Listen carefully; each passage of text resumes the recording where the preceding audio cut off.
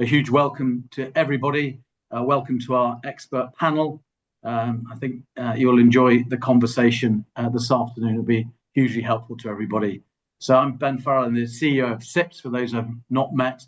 And I'm today happen to be in Delhi, and the panel are coming from all over the world today. And so we're going to be able to set the scene, I hope, which will be a helpful conversation in response to many of the questions we've had. Originally, we conceived the notion that we should provide a briefing to everybody, but since going out and asking for everybody's questions, we've had a tsunami of participants and questions. So this afternoon, we're going to tackle as many of your questions we've received as possible. So the format for this afternoon is, in a moment, I'm going to introduce Sir Simon Mail, who's going to set the scene in the current situation, then hand over to Matthew Rock from the CIPS Think team, who will orchestrate the Q&A with the panel members, and each of the panel members will be able to introduce themselves as we go. There will be an opportunity to add further questions in the chat function on the bottom of your screens, but forgive us if we don't get round to answering them this afternoon. As I say, we had a lot of questions. We're going to ask a number of questions through polls ourselves this afternoon. We just want to get some feedback as we go through the webinar.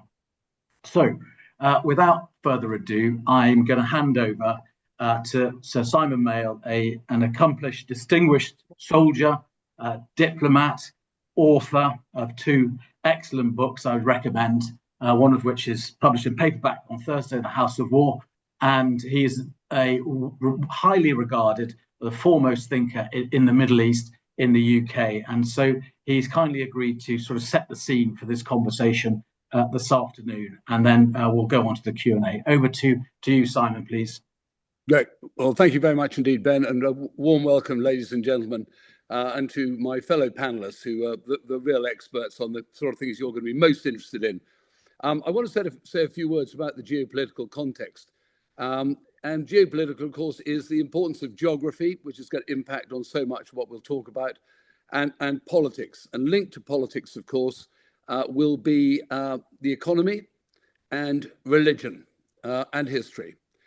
And all of these are linked to those three, the mantra, the holy trinity of international relations: security, stability, and prosperity. And let's be very clear, I've been kicking around this part of the world, as many of you have, for decades. And this is hugely consequential, but it is another chapter, a violent episode in the history of the region with all the consequences. And it is extremely consequential. And I don't want to be here telling you what to think today at all. The experts will really be able to rally around to answer questions that have direct relevance to you. But I would like to suggest how you might think about this region, because whatever happens, whatever the outcome is, there will be another set of second and third order issues that will fall from this, that will continue to impact your business. And Pliny once said, ex Africa semper aliquid novi. There's always something new and interesting coming out of Africa, and you can absolutely apply that to the Middle East. And equally, I'm happy to address any military issues, but I know for the most of you, it is very much commercial and financial within the discussion, where Matthew is looking at that. I would just say, at the end of the Cold War, there were two seminal books. One was Francis Fukuyama, The End of History, which many of you will know about. And it rather misguidingly focused on what united us in the world of globalization and the end of the Cold War. In some ways, the more consequential book, the gloomier book, was, of course, Samuel Huntington's Clash of Civilizations, which focused really on what would continue on an enduring basis, potentially, to divide us. And it particularly picked out a Russian civilization, a Chinese Sino civilization, and Islamic, and it picked on Iran. And my mantra, when I've been briefing, be it prime ministers or government officials alike, is if you want to understand this problem, you've got to get yourself a bigger map. And it was so true in Afghanistan, it was so true in Iraq. The connectivity is absolutely critical to understand, both for further threats, I would argue, and for opportunities, which of course is what you're looking for in a crisis. Never waste a good crisis. And the headlines at the moment are obviously explosions, their gas prices, their evacuations, it's property, commodity, you name it, all the stuff you're the experts on. But the important thing in this region is to raise the lines off the map. The West have a great tendency to get mesmerized by nation states and lines on the map. And there is a hard connectivity that I would mention, and that is the contiguity of the whole Middle East. And geography, as Tim Marshall in his Prisoner's Geography book will say, it is really important. It determines what you can do to other people, and it determines what can be done to you. And the Middle East is the linkage between Africa, between Asia and Europe, and it has some most significant waterways. The Red Sea, the Bab el-Mandab, and the Suez Canal, the Dardanelles have all been in the news over the last years because of Ukraine, Russia, and because of the Houthis. The Straits of Hormuz have always been in the background with everybody extremely nervous about them. And what is important in geography is that, of course, Iran has had an Islamic revolution. It has had a nuclear program. It's had a ballistic missile program, malign influence through proxies, but it's also always threatened the eastern side or the northern side of the Strait of Hormuz, which is what has made it so dramatic. And of course, it's not the first time the Strait of Hormuz has been threatened. Obviously, another hard connectivity is economics. And again, the experts are far better able to talk about that. Globalized world, supply chains, concentrations of rare earths, raw materials, particularly energy in this case, and commercial opportunities and threats. But of great importance, I would argue, when you're viewing this region, not the only region, but it's very firmly in the headlines, is an understanding of what I call soft connectivity. And these are built on identity, they're built on sympathy and empathy. And these are very, very influential. One of the key ones is ethnicity. Are you an Arab? Are you a Persian? Are you a Kurd? Are you an Azeri? Are you a Jew? Are you a Turk? Religion? Are you Christian? Are you Jewish? Are you Muslim? Confessionalism? Are you a Sunni or a Shia? The division between Arab Sunnis and Persian Shia is deep rooted. What is your ideology? Are you an Islamic revolutionist? Are you a Muslim brother?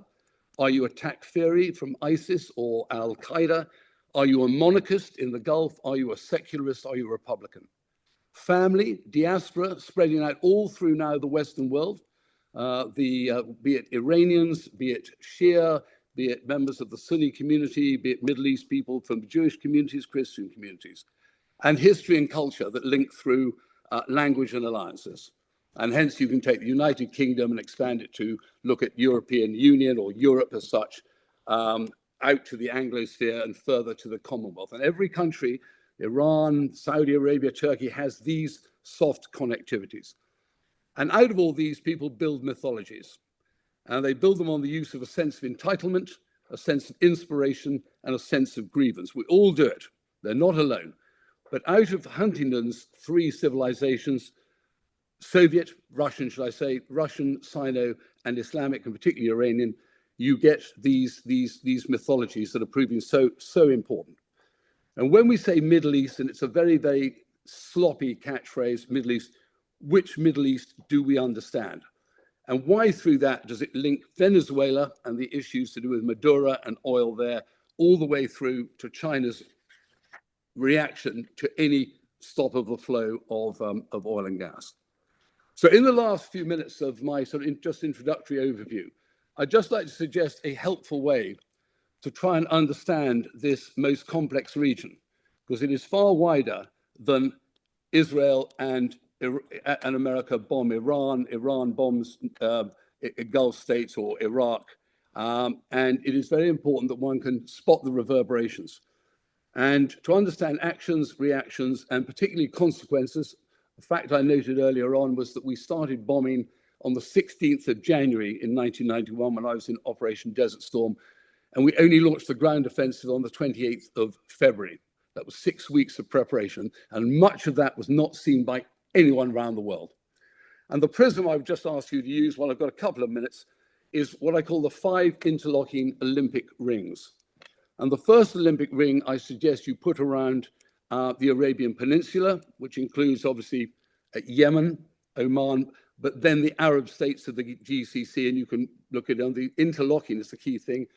Islam, the Prophet, the Quran, the holy places, the Caliphate, Sunniism, Arabic, oil and gas, diversity, diversification, water problems. Second one, I suggest you put around Egypt, great pre-Islamic civilization, distinctive from Arabs, but Arabic, inheritors of the Caliphate, 250 years, leaders of Sunnism, 1 in 4 Arabs is an Egyptian, Pan-Arabism under Nasser, particularly after Suez, the Muslim Brotherhood, very much a topic of interest to all of us in the West, and the issue of demography there. The third interlocking Olympic ring you put around Turkey, Turkic connection to Central Asia, the inheritors of the former East Roman Empire, and the Sunni Caliphate, having taken it off the Arabs, Ottomanism, defeat and humiliation, the facing two ways into Europe and back very firmly into the Middle East as we understand it, and the connections between modernity and Islamism. The fourth ring around Iran, the issue at the moment, Aryans, but very diverse, most certainly not Arabs, most certainly not Turks, but with elements of that. Pre-Islamic greatness, imperial and religious power pretensions, Shiite champions since 1502 under Shah Ismail and the Safavids. And they are cementing the Muslim split between Shiism and Sunnism, which is raising here. Shia particularism and defensiveness. King Abdullah talked about the Shia crescent. People have talked about the arc of resistance based around, again, Moscow, Beijing, and Tehran. Islamic revolution, very proud of it. Oil and gas, nukes, ballistic missile programs. And the fifth ring, just to finish this off, you put right in the center of 4 overlapping rings.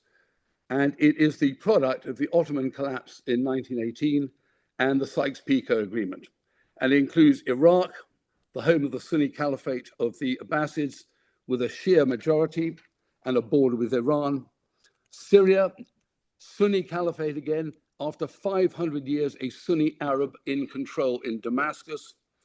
Obviously, Lebanon, a proxy playground, including for Iran, who are energizing Hezbollah again at the moment, so further threats, and the Houthis, more threats that have already been there. It's a compound, a mosaic. Jordan, with its moral authority through the king, he's Ashraf, he is honored because he's a direct descendant through the Hashemites of the Prophet Muhammad and a balancing act. And then, of course, you come to Israel. The Jews have always been the backdrop of the Middle East, but what has not been a backdrop has been a Jewish state, Israeli state. And it's the first one of those since the Crusader kingdoms. Hence, you'll get cries of Zionists and Crusaders, and a lightning rod for all manner of agendas across the region. Muslim Brotherhood, jihadists, anti-West, pro-Palestine, Iran. And then, of course, last but absolutely by no means least, the Palestinian territories, which again, absolutely linked to much of the Iranian revolutionary agenda and much of the way that you can trace a direct line between the Hamas activity, atrocities of the 7th of October through to the bombings of Iran last week, and now on to whatever the consequences will be if we can link the ability to link military operations to a political end state, simply to recognize, of course, what Clausewitz always said, is that military activity is politics by other means. So I think, Ben, on that note, I hope that will just, again, raise people's eyes, keep looking at where this is going to have consequences. It won't end, even if it was going to end Iran resilient, Iran destroyed, changes. All of that connectivity will continue to have reverberations through, as I say, that hard and soft connectivity. Thank you very much. Right. Simon, thank you so much. Perfectly described, and I think so helpful in the context of looking at the audience today. And you can see that we literally have every part of the CIPS community and beyond around the world represented. And you can see how many nations people from how many nations have joined. So to understand in the way you described it with the Olympic rings, the interconnectivity, first class. Thank you so much. What I'm going to do now, and hello to everybody. If we haven't met before, I'm Ben Farrell, I'm the CEO of CIPS. We're going to move on now to having a panel discussion, having had Sir Simon set the scene so well, and Matthew Rock, who's our Think CIPS lead on the panel discussion, is going to just pick up all the questions. We've had so many questions, this tsunami of questions that we've decided to try and answer this afternoon. I just wanted to say we probably won't be able to answer everybody. Please continue to ask any questions you do have in the chat. We'll come back to you. And I should say that we, of course, CIPS have a presence across the world. And if in subsequent days you need help, support, connection to communities, I've watched this week communities coming together on our WhatsApp channels, replanning supply chains and procurement operations in real time, sharing information. I sometimes think the provision of information is the first step in good risk mitigation. So this is a place to come if you want help and understanding what's going on and how you might replan and rethink about some of your operations around the world. So without further ado from me, over to Matthew, please. Thank you, Ben, and thank you very much, Sir Simon. I think you've portrayed the complexity of the region, and I think that's enormously helpful that all of the people attending today can come at their own specific issues that they are facing, but with an understanding and a respect for a complexity of the region, rather than thinking that there is going to be a one-size-fits-all response. So many thanks for that. It might be best, because we're going to be showing this webinar on demand afterwards, sharing it afterwards, sort of timestamp, if you like, this discussion. Monday, March the 9th, the Strait of Hormuz is still closed. Today, we've seen surging oil prices. I think there's been, without being alarmist, I think there has been a change in sentiment even over the weekend. I attended a CIPS, an industry group of procurement and supply chain leaders on Friday. And they were a bit in they were very mindful of the situation. But when I look at the questions that we've had in over the weekend, I think there is a growing sense of unease among the community about what the implications of the situation is the situation in Iran is. So I think we need to acknowledge that in this conversation. We've got a fantastic group of people with expertise, as Ben said, from around the world. Ted Jones is the chairman of Northcote Global Solutions, a specialist evacuation company, and he's based in the region, based in London as well. Stuart D'Souza, CEO of Arabian Enterprise Incubators, who helps companies work in Saudi Arabia, and he's based in Riyadh. We've got Sam Champong, who's the CIPS regional director for CIPS in the Middle East, Africa, Asia Pacific. Savita Mace, founder of Savvy Procurement, also general manager of CIPS in the Caribbean, deep expertise in the procurement profession. And Paul Voss, regional director of CIPS in Southern Africa. So as you can gather, we've got expertise from all around the world. To set the scene, I just want to put a poll question out. We've got hundreds of people on the call, and I think it would be really helpful for all of us to see where we are as a group. So if we can bring up the first poll, would you mind just taking a second, everyone on the call, to answer this question? Did your organisation have a plan to mitigate the current situation, e.g. a contingency for the closure of the Strait of Hormuz? The answer options are yes, no, and too soon to tell. I think it would just be helpful to get a sense of how prepared everyone on this call feels that they are. So we'll let that run for a few seconds. And while we're doing, and then what I'm going to do is I'm going to work my way through some of the questions that we've had already. And Ben, I'm going to come to you first, because obviously we have had a lot of questions around price volatility. What will be the impact? Is the situation out of control? What is the best strategy to adopt to avoid price volatility? A cluster of questions around this. So if you could just prepare for that. Let's have a look at the poll results to see how well prepared everybody is or feels they were. And I think it looks like not that prepared. This situation has clearly, I would say, come up on people, rapidly. Too soon to tell and know are the strongest answers there. So I think that reflects the sense that everyone is having to respond really quickly. Thank you very much for your responses to that.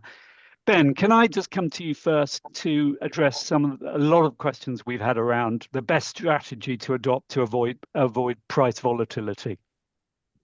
Thanks, Matthew. I'm not so sure there is an easy answer to this really difficult question, but self-evidently, people I've been talking to a number of different organisations in the last sort of 48 hours in how they're approaching it. Typically, organisations have got different options which consider margin protection, the commercial reality, the length of supply, the level of risk associated with contingency plans that they are implementing to avoid price fluctuation. And I think there's something worth adding around lobbying organisations. What roles can organisations perhaps like CIPS play in speaking to governments? Because to some extent there are interventions that governments can do deliberately. And I know that Sam has got some expert knowledge on the UAE government, for example, and how they are approaching this. So I think it's a question of bringing all options on the table and considering the implications of those. When we just looked at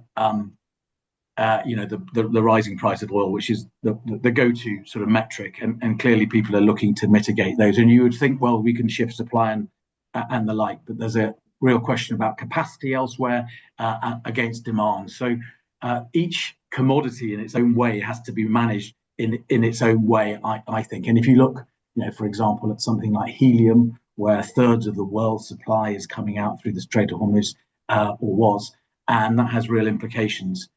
Beyond party balloons, Matthew, to MRI scanners, quantum computers, all sorts of things. So people are keeping a close eye on that and working out, how much reserve there is. How is that likely to play out in considering alternative sources of it? So the cost volatility question is a myriad, like a Rubik's Cube of considerations, how that will be managed, both internally, I think, in an organization with your supply base as well, and also bringing other influences like government action to bear to manage that. Brilliant. Thank you very much, Ben. We've got a number of people on the call based in the region, let's say. I wanted to come to you, Stuart. You're based in Riyadh. What's the situation like for you there, for your team? Just give us a sense of the picture on the ground. Yeah, thanks, Matthew. Good afternoon, everyone from Riyadh. We look after about 300 foreign companies that are based in Saudi Arabia. We look after them for their back office needs, legal, HR, tax, finance, but also their support, their life support, so their accommodation, transport, and in the event of emergencies like this, we can support. And we've been looking after clients who are evacuating from Kuwait and Bahrain and Qatar and the UAE, coming back to Riyadh to then look to fly out of the region this way. The reason for that is because Saudi has been relatively stable. We've certainly not faced anything like the attacks that they've had in the UAE or elsewhere. And I can give very much a Saudi-specific perspective and a Riyadh perspective. Our view currently is that, and again, to your point about timestamping this, on the 9th of March, we're very much still on a day-by-day, night-by-night view, taking a view on that basis. And at the moment, it seems highly unlikely there's going to be a significant de-escalation this week. We feel things are sort of building to a crescendo or an inflection point, perhaps early next week. In the run-up to Eid, there might be an opportunity, but there is definitely increasing rhetoric and kinetic activity. So we feel like we're approaching a point where something is going to go either way, and we're obviously not sure what. And speculating at this stage is probably not particularly helpful. Also, on a day-by-day basis, so Arabian light crude exports are now being diverted to Yanbu on the Red Sea.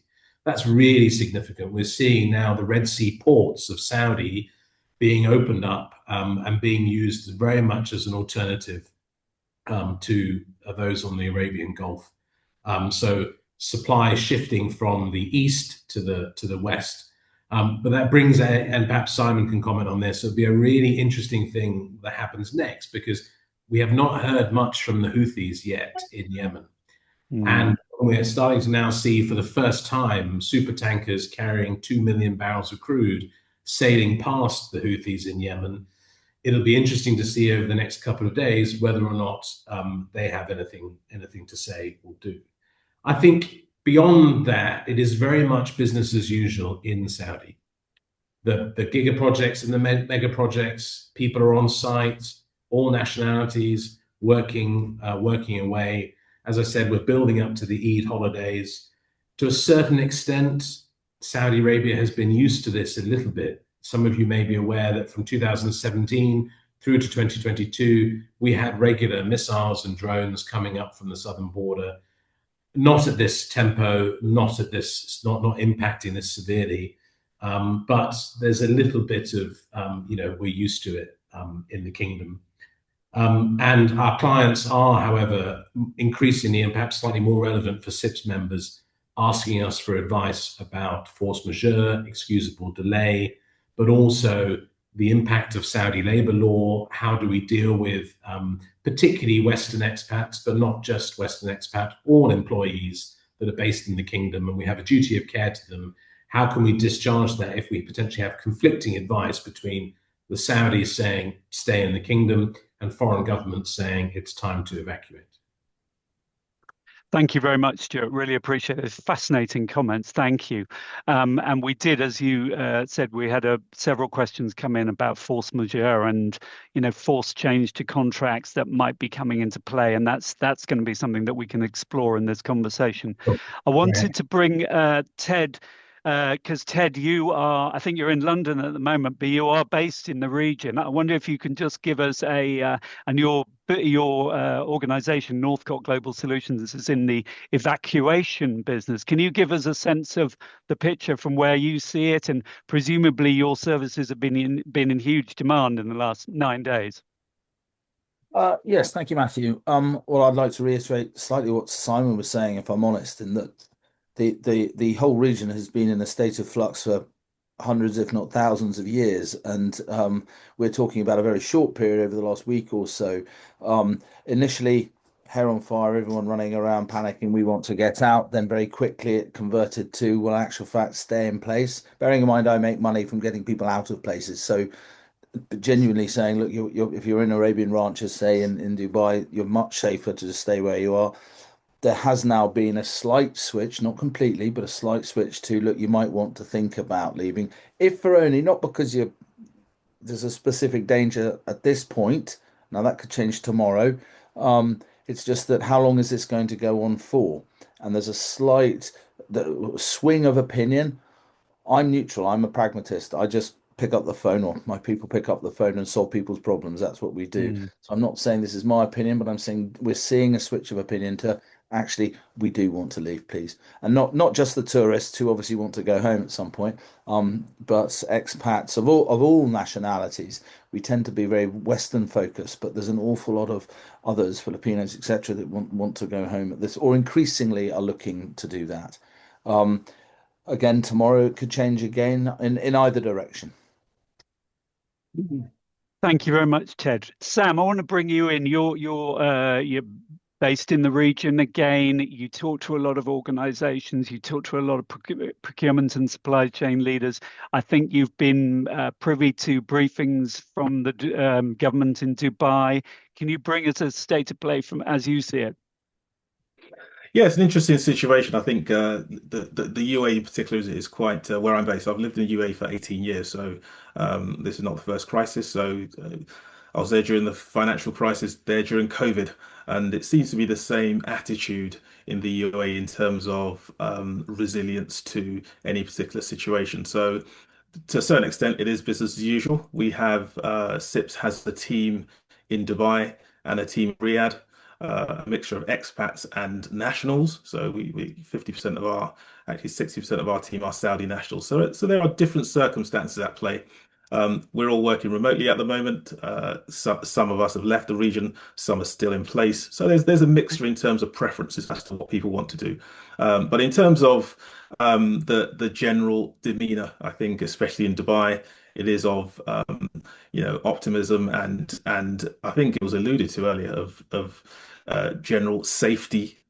Generally, that they will be looked after, despite the extraordinary circumstances. Because I think if you look at the statistics, over 200 ballistic missiles fired at the country, over 1,000 drones, and still you have a sight of people who feel protected. So that's good. The UAE government did host a press conference recently and outlined some of the measures they've got in place to keep the place financially stable, including monitoring of, I think, 627, I believe, retail outlets to ensure that price continuity is staying competitive, and also to reassure people that there are between 4 to 6 months of stock of essential items. So that's what's been projected publicly, and obviously amongst the local organizations, the multinational organizations, there are several measures that these organizations are putting in place.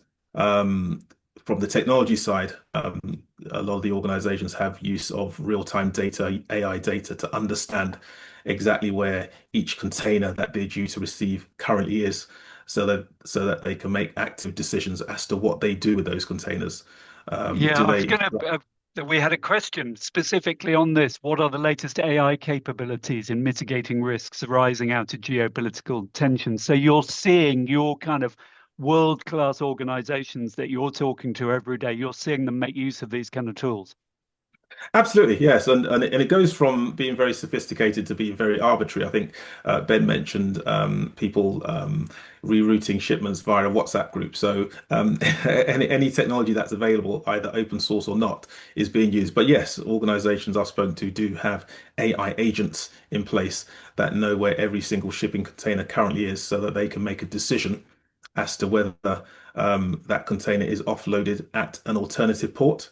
And I think we mentioned the Red Sea as being a popular alternative port now, but there's also Corfu, there's also Fujairah port, and actually Colombo in Sri Lanka is also another port that shipments are being sent to as an alternative to the usual route through the Suez Canal, Bab el Mandeb, and out the other side. So those are the kind of mitigations organizations are making, as well as other price determining factors, including switching to smaller local suppliers as a short-term solution.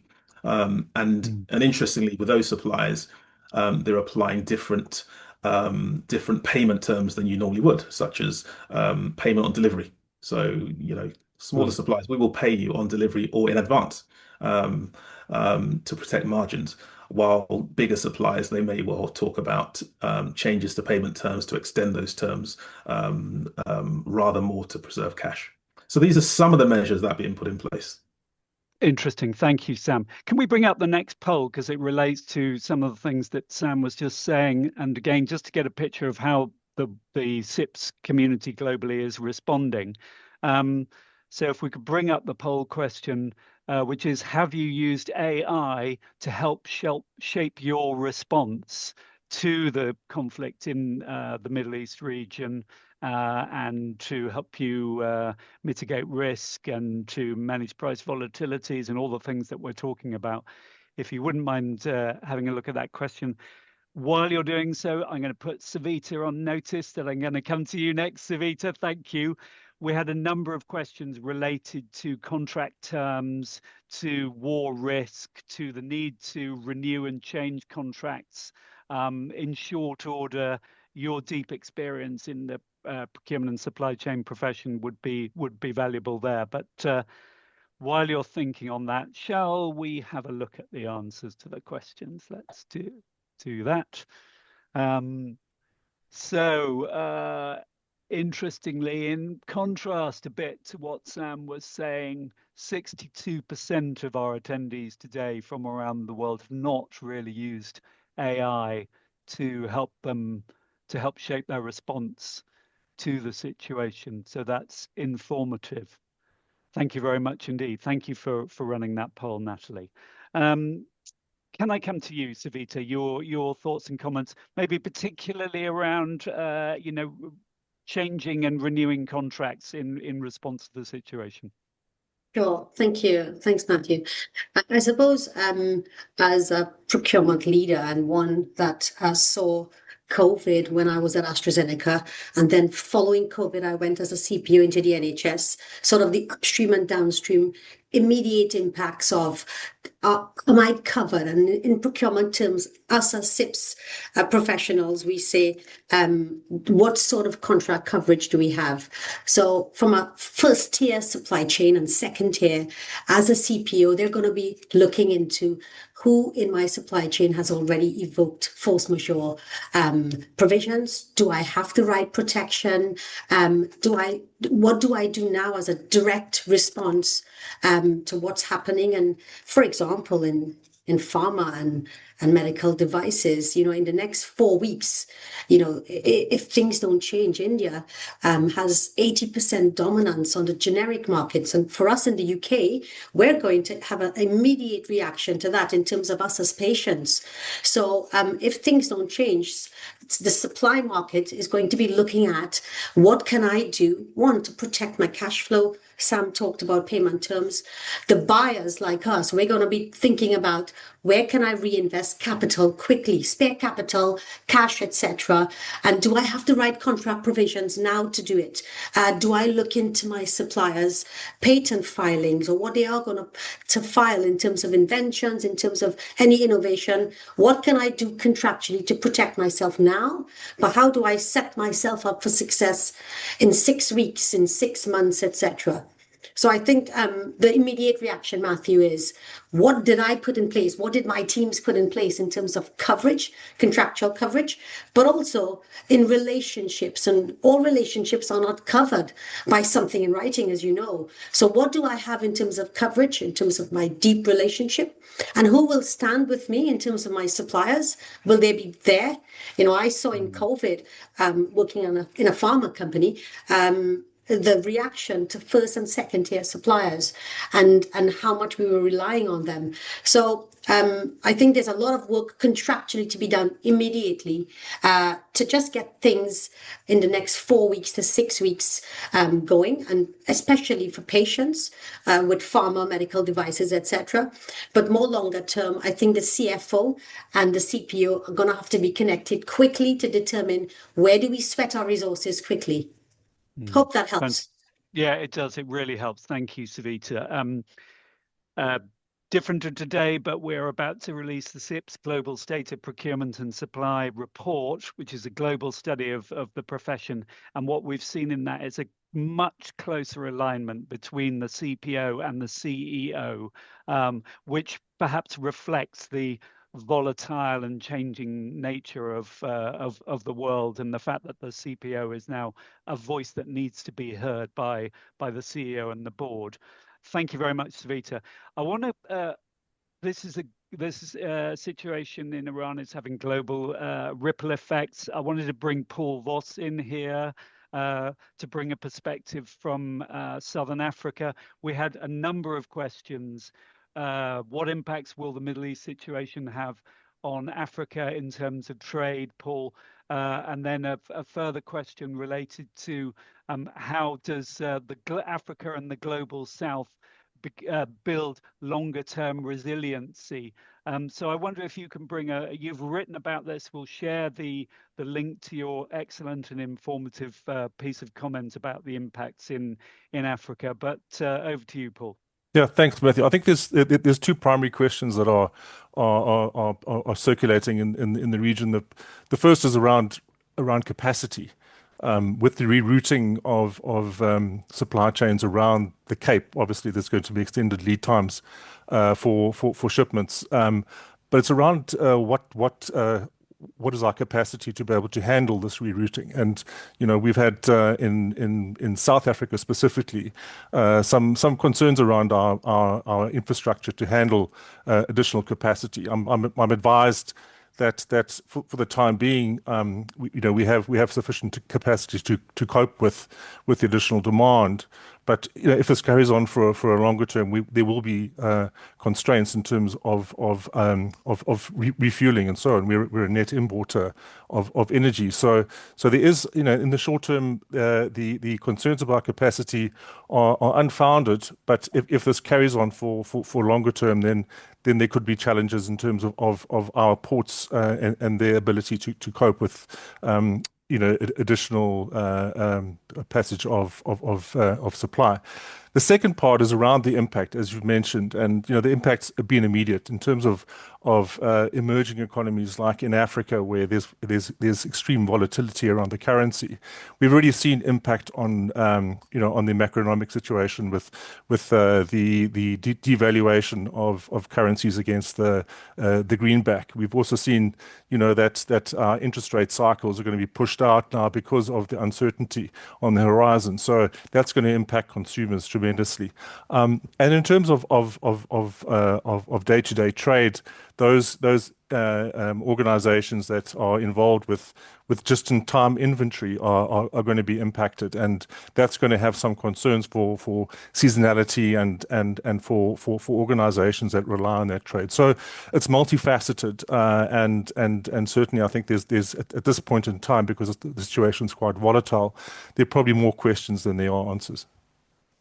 Thank you very much, Paul. You talked about just in time, and we did have a particular question, which you, or maybe Savita, maybe Sam, what would be the best approach to the crisis if working with a lean manufacturing process? I wonder if Paul, do you comments on that, or Savita? I think I can just answer first, and I'll hand over to my esteemed colleagues. But I think that what it has exposed is the gaps that we do have in manufacturing capacity in this region. We've over a couple of decades, we've exported our manufacturing capacity to other regions because of pricing, and then that's left us quite exposed. So there's no short-term solutions in this region in terms of shifting of near-shoring or even taking advantage of the African continental free trade area, for example, which has been hopelessly underutilized as a resource. So there's no short-term solutions because our capacity is not necessarily there. Great, thank you very much. Savita? I think, for the manufacturers, overnight we saw 170% increase in 40-foot container pricing. Air freight is 300%. Yesterday, while this route is still closed, I think some of these industries like healthcare in the UK, it's not built for resilience, it's built for efficiency and just in time for patients. So it's a big shift in mentality, just like in COVID. It really made me reflect and kind of have a deja vu moment yesterday when I saw the prices of logistics. So I suppose if I put my CPO hat on, I would say from a supply perspective, suppliers are going to have a double-edged sword in terms of the price that they're going to pay. So the whole sales of goods is going to rocket, and then they're going to have to protect their retention of customers by either passing it on or having some kind of protracted payment kind of set up with their supply base. So it's in normal days, in sunny days, lean manufacturing and having that resilience is great. In times like this, you've just got to get creative. Yeah. Fantastic. Thank you very much, Savita. Thank you, Paul. Can we run the next poll, please? I think this will be quite a telling one. So if we could share the question, which is, has the situation in the Middle East already led your organization to alter your supply chains? Or as Ben, I know, likes to refer to supply webs. So maybe we'll have a look at the answers to this question, and then Ben, I'll get you to comment on it, because I think you are questioning the very terminology of the supply chain nowadays. But I think this should give us some interesting responses. Whether to some degree is this the straw that breaks the camel's back, and organizations really do now move to redesign their supply chains.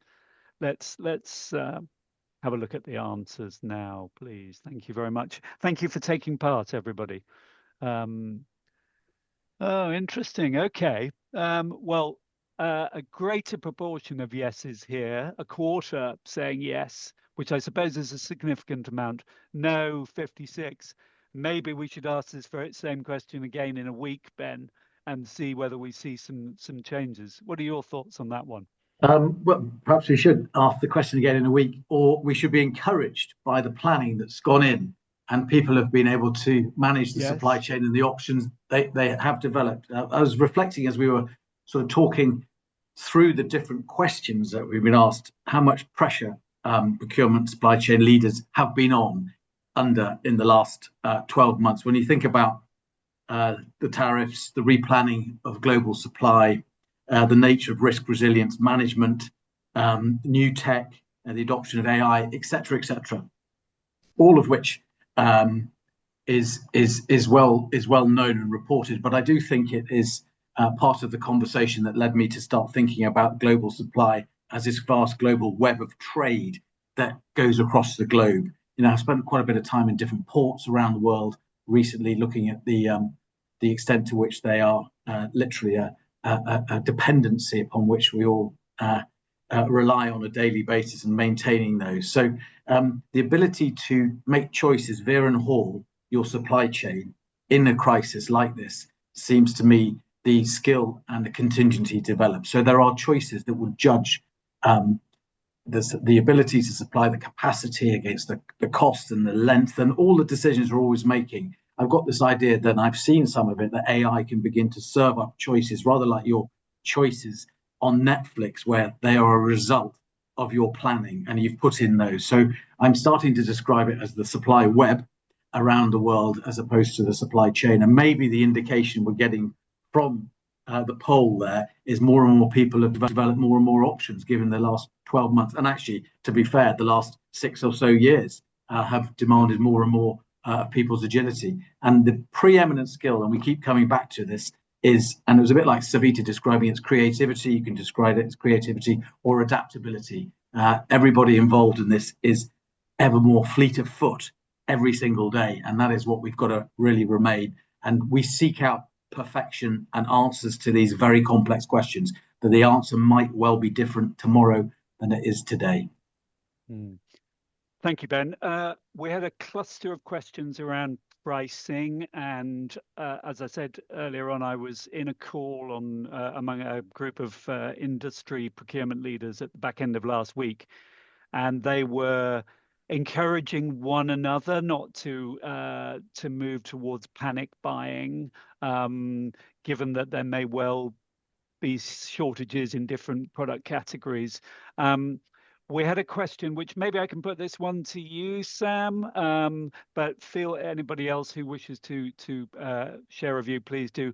How can we separate true war risk premiums from opportunistic pricing in the situation that we face today? Sam, do you have any thoughts on that, on the potential for rapid spikes in pricing and opportunistic pricing, if you like? Sure, absolutely. I hope you can hear me. I dropped off a second ago, so hope you can hear me. I'm back. Yeah, look, I think for those who are aware of what their commodity pricing is, they will know when there's a spike.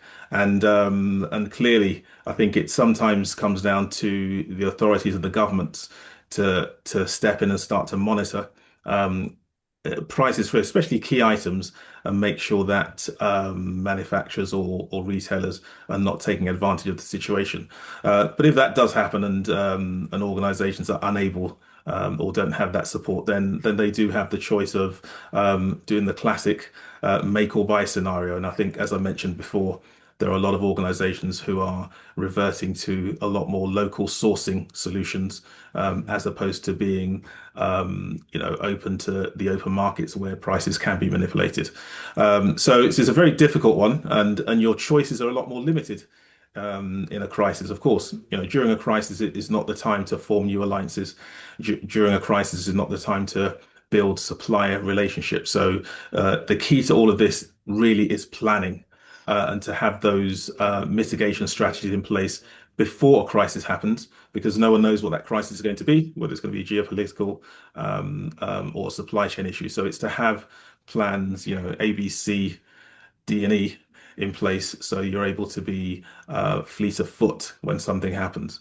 And just going back, I think we mentioned a question ago about lean manufacturing, and that's the exact example, because lean supply chains were horribly exposed during COVID, and most organizations were moving away to less of an efficiency model and to more of a resilience model. In other words, away from just in time to just in case.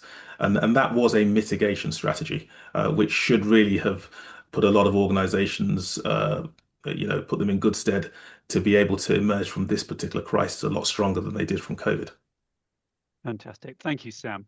Now we've got about 8 minutes left. We're going to go with a couple of the other questions that we've had in. Thank you to everybody from all around the world for your questions. And then I'm going to come back round to Sir Simon and to Ted and to Stuart. And just to give you advance warning, I'd love to get your view on probably the critical question in this whole situation is, what sort of timescales do you think that we might be looking at? Because in the end, that's likely to determine the nature of the response that individual organizations make. So I'd love to get your read in a few moments on that. We had an interesting and I think important question in, and I'm thinking that maybe this might be one for Savita and Paul and Sam again. Beyond energy and air freight, what other indirect supply chain impacts should we expect? Savita, do you have any thoughts on that? Sure, thanks, Matthew. As I said, medical devices, pharma, so medicines, antibiotics, etc.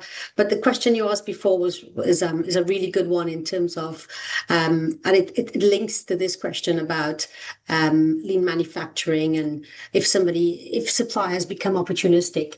I mean, for those commodity areas and categories where you have volatility, besides the one you ask us to talk about, I think suppliers need to remember that the buying teams have long memories, and if you become opportunistic in a time, for example, with COVID, we saw a lot of that, etc. That there are strategies that we will put in place now for the future.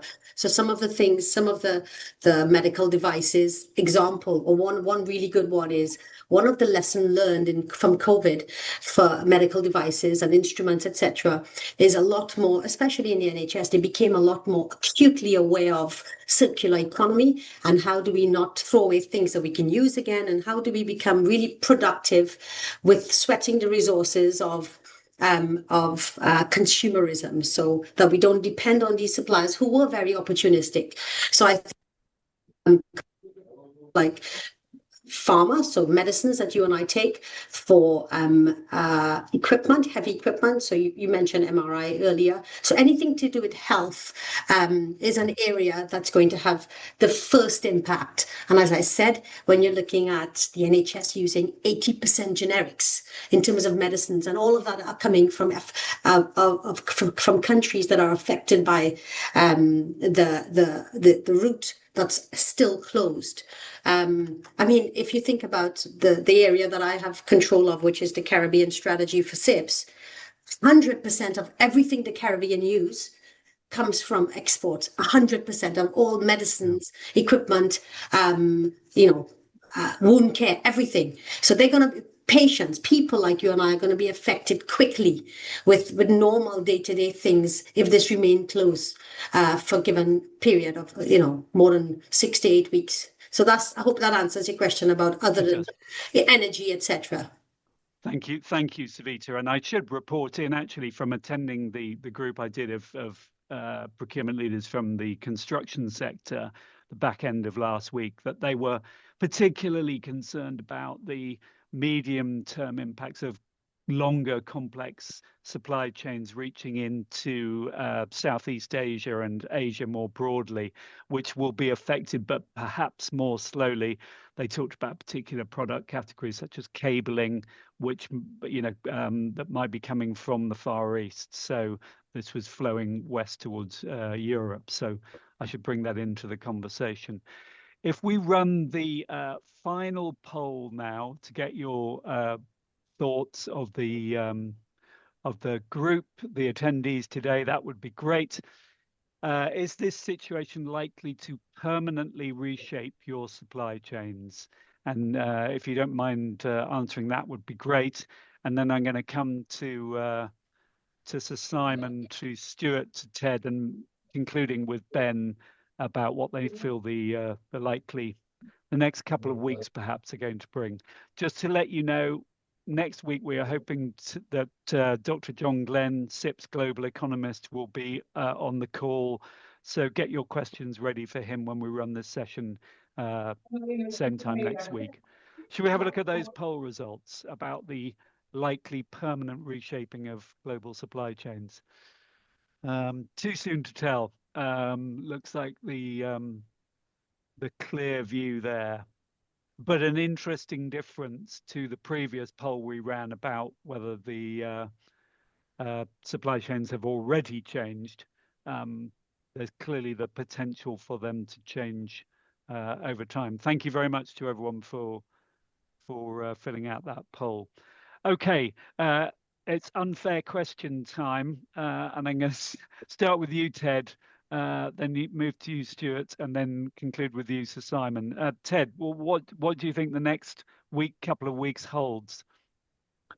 It's the how long is this going to go on question, isn't it? It is very unfair to ask it. Look, I don't want to step. I mean, Sir Simon will have many more intelligent things to say on the subject, but I do think the factionalization within Iran is going to elongate this because there's less of a target. All very well to say the Americans will do this or someone will do that, but that's going to confuse matters and elongate. That's not necessarily a disaster for the audience here and how they're going to continue on with their business.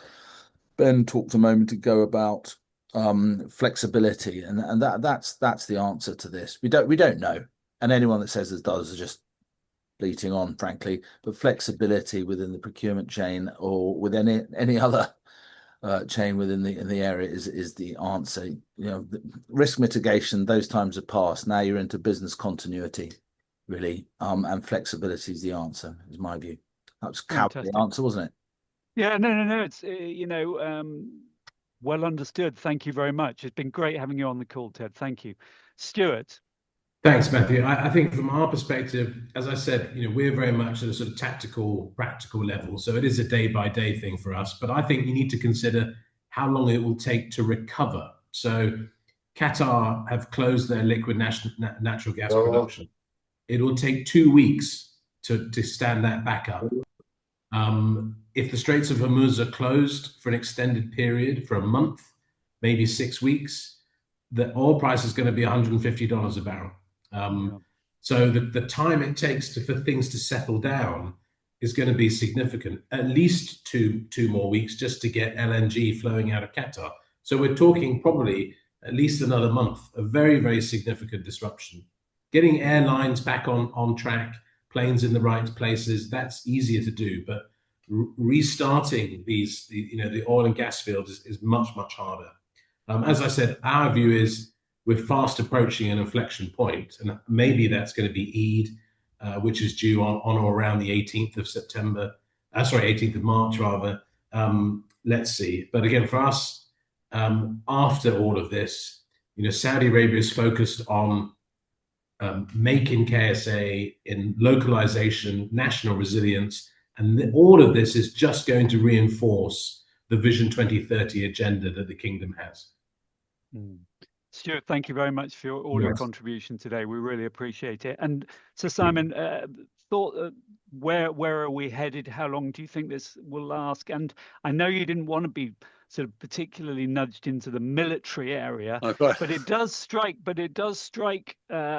Not just me, but a lot of observers that if the Strait of Hormuz was reopened, we're still only one successful strike away from, it being closed again, or insurers,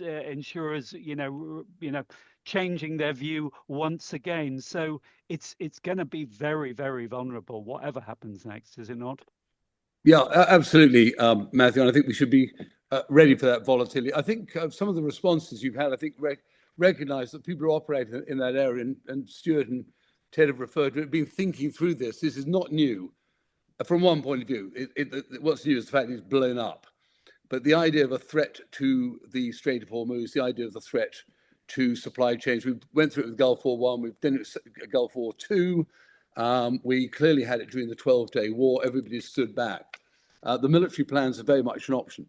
The great David Petraeus, who I know well, used to say, "Tell me how this ends." And it's a great statement, because in many ways you've got to say to politicians, we military can carry out kinetic operations, but it's got to be linked to a political agenda. And that political agenda, you hope, is achievable. But equally, there is that case with regimes like, dare I say, the theocracy in Iran, where a bit like bankruptcy, you go bankrupt two ways: one way slowly, and then very, very fast. And what looks like rock solid, it's going to be there. We've got a new supreme leader. Suddenly, the conditions are set, and that seems to be what people want to do. When I say people, the Israelis and the Americans. The Israelis seem to be concentrating on the leadership. It's really personal. So much of what Israel has been faced with over the decades comes from Iranian malign activity. So they're going after that. The Americans have taken down all the air defense. They now operate completely at will, as the Israelis and anybody else who might come in. If the Qataris start coming in, or the Saudi Arabians, there's a defensive aspect. You've got to stop the attacks, drones and ballistic missiles on close Gulf allies, for all the reasons you and the team have brought up, and that will take place. The drop off in ballistics. So they're taking down the launchers. They're trying to destroy the stockpiles. They're trying to ensure they wipe out any chance that Iran will get a nuclear weapon. End of story. They are also, by implication, destroying what was known as the axis of resistance and the Shia Crescent. Hamas is destroyed. I don't know where we're going to go with the Palestinian issue. Hezbollah is going to be destroyed. There's a lot of hatred there between Sunni and Shia because of Iranian and Hezbollah support for Bashar al-Assad. And Iraq is going to find itself in a difficult position. Identity politics. Are you an Arab or are you a Shia? And so Iran will be trying to spin that out. So what the mantra seems to be is set the conditions for regime change. And people are looking for a rising. It's difficult to see where the leadership comes from. Reza Pahlavi is not that leader, but he will be consequential. The army have been left relatively untouched. It's the IRGC and the Basij. I am told by friends who operate in Iran that if you were a clergyman or a member of the Basij in an Iranian village, you would be getting seriously worried now. They know where you live. The thug with the gun and the motorbike, you'd be clearing out. There is a hell of a lot of effort going on, on this, talking to people. There is a hell of a lot of activity going on behind the scenes, which nobody has seen. If this goes right, and even if it goes really well, there'll be volatility, there'll be violence, there'll be consequences. There is a chance, and I sometimes remain amazingly more positive about the region than I have done for a while. Iran has been so malign, but every day since the overthrow of the Shah. I'm not saying the Shah was right. So I think we've just got to keep, as I say, the bigger map. I think we've got to have timescales. I think mitigation is possible. It's by no means the last episode in the development of the Middle East, but everything that Stuart said, Ted said, all of you who live in the Middle East know there's a huge potential out there for real growth. And if it could be done on both sides of the Persian Gulf, Arabian Gulf, in a sense of cooperation, my goodness, the relief of sanctions, and we need it because of water shortages, diversification, demographics, too many young people without a sense of purpose, migration, etc. So I know a lot of people don't like it because they don't like it through the prism of Israel, they don't like it through the prism of the West, or they don't like it through the prism of Donald Trump. But really, one could really hope that the civilizational greatness of Iran could be released with huge benefits for everybody across the region. But in the meantime, everybody's listening in will have to, as you say, mitigate it. But I was pleased to hear Ted and Stuart say, let's not get over obsessed with drone strikes and explosions. This is not the Blitz of 1940 or 44. It's extraordinary in some ways how low the casualty figures have been. Funnily enough, even in the Ukraine-Russia thing. So I'll just say, you've got to hold your nerve here. It's not new. It gets magnified through this. There are there's an awful lot of things taking place according to plan, but there will be an awful lot of things, as in any war, that will grow arms and legs in terms of second and third order consequences. Thank you. Thank you very much, Ben. Thanks. We're sort of out of time, and I won't go on. Suffice to say, despite our desire for it all to come to a rapid end, the reality is we must plan for it not to do so. So that's my advice to everybody. Make the assumption it won't, and do all the things we've been talking about this afternoon. So I just wanted to wrap up by saying thank you all for joining, your active participation in the questions, the chat. It's so good to see so many people from around the world who are engaged in this conversation. We've had really good feedback and great use of emojis, by the way, everybody. That's highly competent on the Zoom call. And based on the enthusiasm, we will go again next week. Thank you all very much. I just want to say thanks to the panel, Matthew for the maestro. What a great performance as our Q&A expert. Thank you very much. And thank you to our expert panel who provided fabulous insight this afternoon. I'm massively grateful, and I'm looking forward to keeping in touch with everybody. As I say, CIPS is here to help you all navigate through the current situation. So in between now and then, please do reach out to your local CIPS branch, the CIPS offices, wherever you are in the world. We will help join the dots and help everybody manage the situation as best we possibly can. In the meantime, good night, good morning, good evening, good afternoon, wherever you are in the world. It's been great to be connected today. Thank you all so much.